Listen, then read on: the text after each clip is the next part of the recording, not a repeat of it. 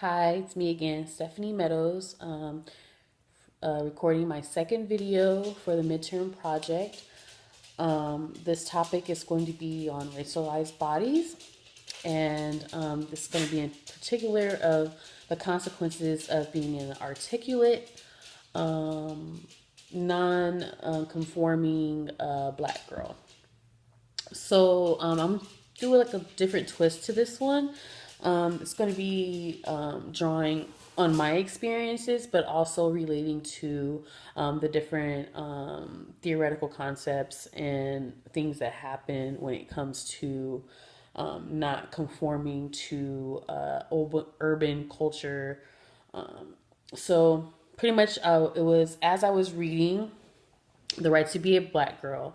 It really struck a chord with me when it came to, and I wanted to just elaborate a little bit more. Um, so I can personally relate to the phrase, I'm not black enough for the black kids and I'm not white enough for the white kids. So I grew up in Ohio with my grandma, and most of that time I remember she was like always correcting my grammar, and she always telling me, because I had like a little bit of a Midwestern accent, and she was always correcting my grammar, telling me not to be ghetto and not to say slang or, and a lot of my friends going to school, we were always like cutting our words short and we're saying what's up and stuff like that. And she didn't like that. And she told me that in order to make it as an adult, especially being a woman, a black woman at that, that I needed to,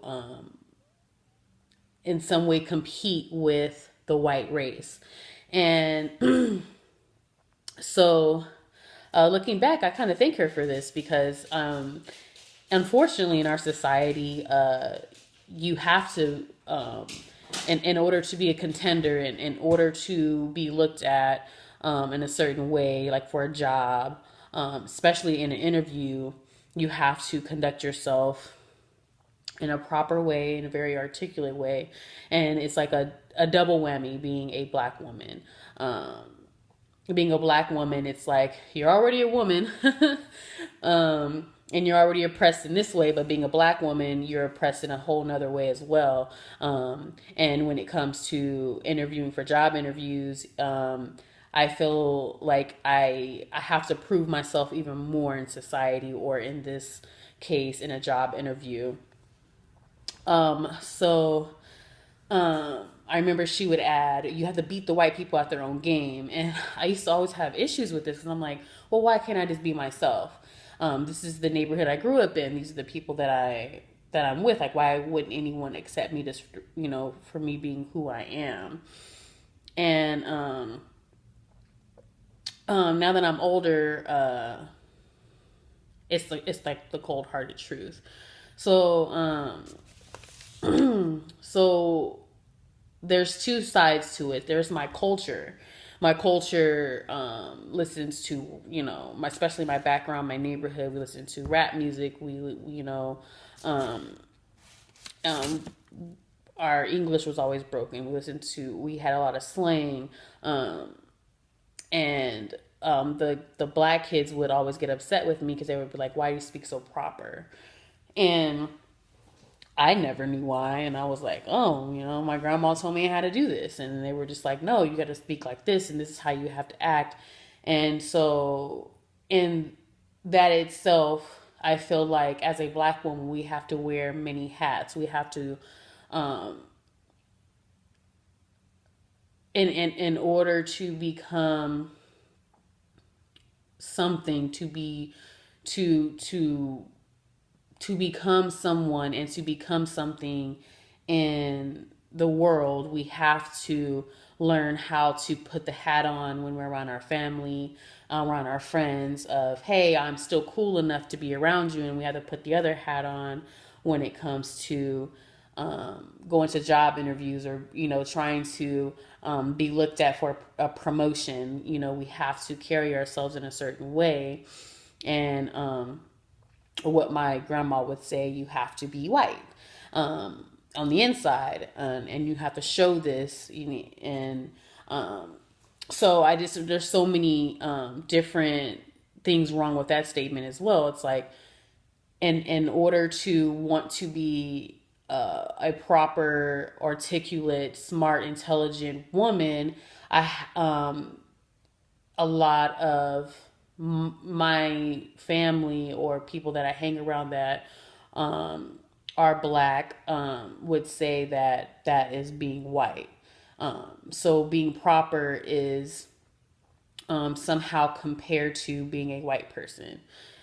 Um, so as I was growing up, I just wanted to be liked, and that's, how you are. So you would chop your words and use slang around them and stuff like that. So so pretty much it's however, what does language have to do with the amount of intelligence a person has? Um, what does skin color have to do with the amount of intelligence a person has? Um, I could just go as far as to say that body language and the way a black woman dresses is under scrutiny as well. So being out into the world, a woman like me, I would have to dress and talk a certain way in order to be taken seriously. And so in order to be taken seriously, I would have to dress this way in order to be looked at as I'm educated. And, you know, being a black woman, it's always hard, and it's always hard to overcome these things. So yes, I am educated. However, the only way anyone would ever know is if I dressed the part or if I spoke articulately around them. However, for a white woman, it probably wouldn't be as hard. Definitely, being a woman, it's hard, but there is a difference there, and intersectionality comes into play there. Um, So pretty much, if you see me on a normal day, you would think, oh, she's just, just some black girl. But if you see a white woman, you would think maybe something different. So my entire topic is going to be tied into how a black woman has to carry herself or speak for herself,